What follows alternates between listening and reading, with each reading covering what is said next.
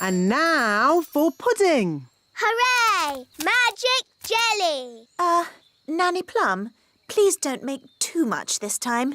We don't want a repeat of last year's jelly flood. What happened?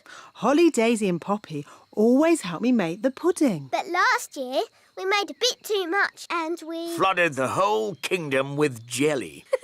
I remember. The jelly flood. Was that you? Yes, that was us. It was rather spectacular. But it's not going to happen again. Is it, Nanny Plum? Don't worry, Your Majesty. We've been practising safe new words that keeps the quantity down.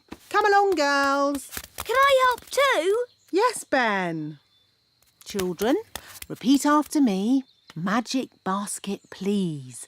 Jelly, jelly. But not a lot. Magic basket, please. Jelly, jelly, but not a lot. Hooray! Oh, They're a bit small. they are quite little, aren't they? Yes, we'll need more. OK, let's try this. Basket, basket. More, more, more. Basket, basket, more, more, more. Phew.